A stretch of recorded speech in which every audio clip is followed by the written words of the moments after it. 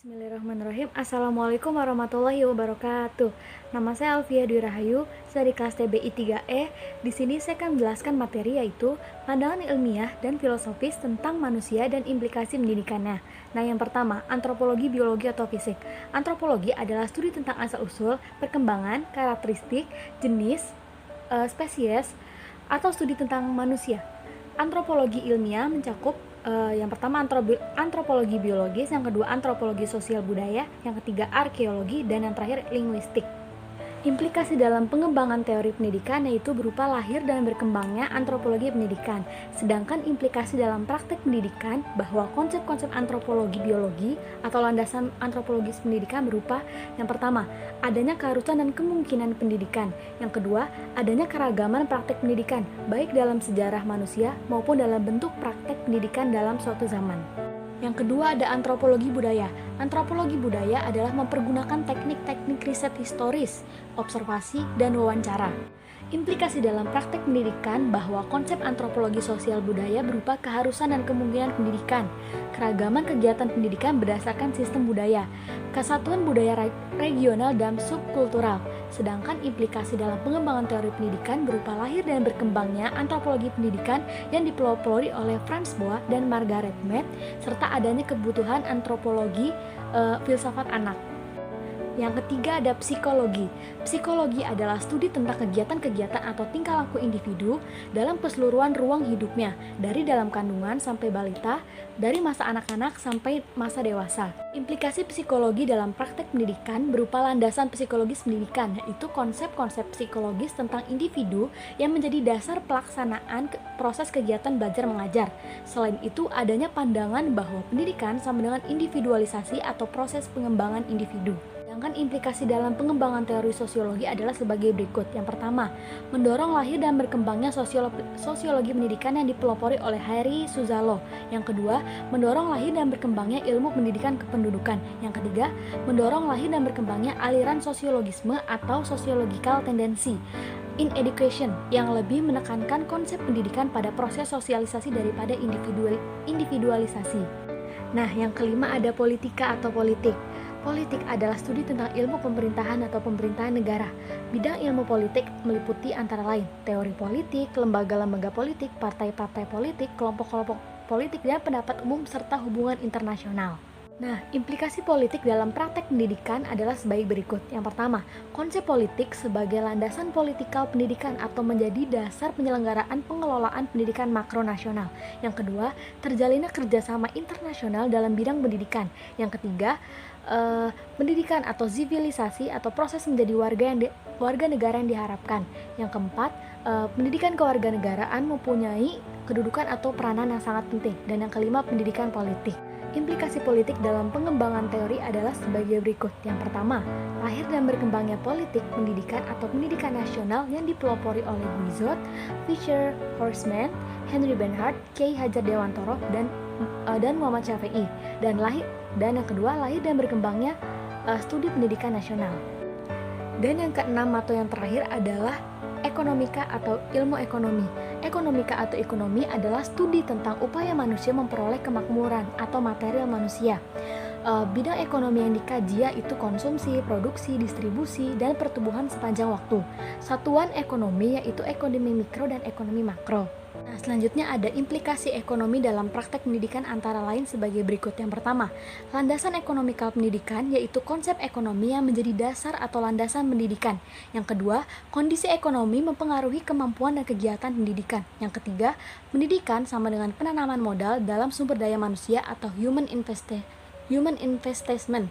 Dan yang terakhir, pendidikan atau sama dengan profesionalisasi. Nah, implikasi ekonomi dalam pengembangan teori antara lain sebagai berikut. Yang pertama, lahir dan berkembangnya ekonomi pendidikan yang dipelopori secara konseptual oleh Adam Smith, Alfred Marshall, J. Alan Thomas, dan G.D. School. Dan yang terakhir, lahir dan berkembangnya studi pendidikan dan pembangunan.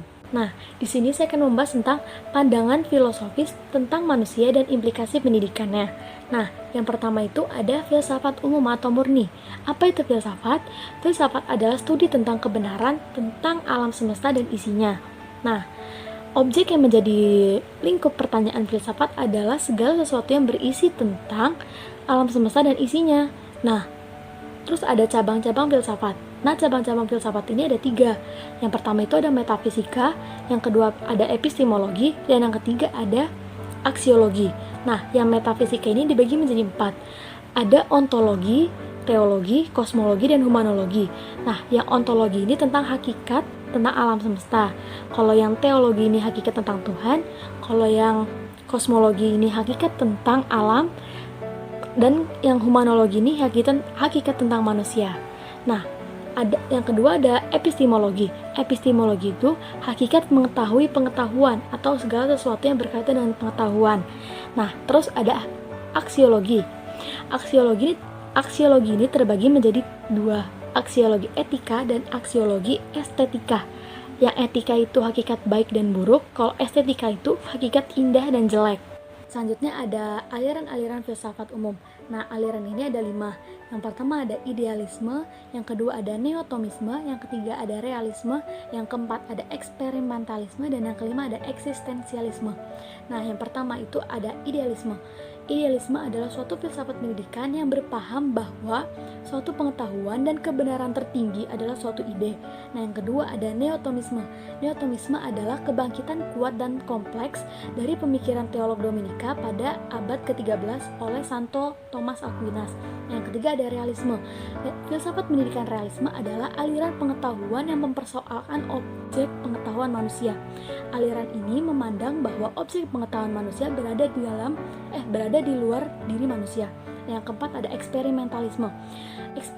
Eksperimentalisme adalah suatu aliran yang menggunakan metode eksperimen atau pengalaman untuk mengetahui suatu kebenaran. Dan yang terakhir ada eksistensialisme, yaitu filsafat yang memberikan kebebasan kepada setiap individu untuk mendapatkan pendidikan, yang artinya setiap manusia mempunyai tanggung jawab kesadaran diri untuk mereka sendiri. Implikasi filsafat murni dalam praktek pendidikan yaitu munculnya konsep-konsep ilmu filsafat seperti metafisika, epistemologi, dan aksiologi yang menjadi dasar penyelenggaraan pendidikan, yaitu landasan filosofis pendidikan. Nah, implikasi ini berupa munculnya sekolah percobaan. Contohnya, kindergarten dari Froebel merupakan penerapan gagasan pendidikan idealistik. Nah, terus ada implikasi filsafat murni dalam teori pendidikan, yaitu lahir dan berkembangnya aliran filsafat pendidikan seperti idealisme atau pendidikan pemekaran kemampuan berpikir. Terus ada realisme, pemekaran kemampuan berbuat dan berpengalaman. Ada eksperimentalisme atau rekonstruksi pengalaman yang terus-menerus panjang hidup. Dan eksistensialisme atau perwujudan kebebasan diri sendiri.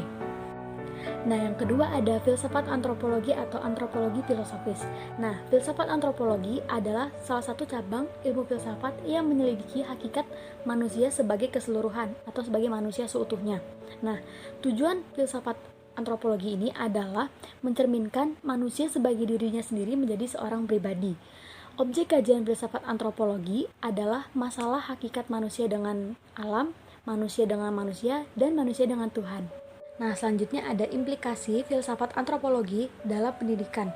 Antara lain yang pertama, konsep manusia seutuhnya sebagai dasar tujuan pendidikan. Yang kedua, pendidikan atau humanisasi adalah proses mewujudkan kemanusiaan atau proses menuju tercapainya manusia seutuhnya. Dan yang ketiga, tujuan utama dalam hidup mencapai perwujudan diri secara kooperatif. Dan yang terakhir adalah implikasi filsafat antropologis dalam pengembangan teori pendidikan antara lain. Yang pertama, timbul kebutuhan studi filsafat antara anak yang tertuju pada hakikat anak. Yang kedua, mendorong lahir dan berkembangnya ilmu mendidik yang memadukan aspek faktual dan aspek normatif yang dipelopori oleh Herbart atau perpaduan antara aspek filosofis yang menentukan tujuan-tujuan pendidikan dengan aspek psikologis yang menentukan cara-cara atau metode-metode pendidikan. Sekian pemaparan materi dari saya, kurang lebihnya mohon maaf. Wabillahi taufik wal hidayah. Wassalamualaikum warahmatullahi wabarakatuh.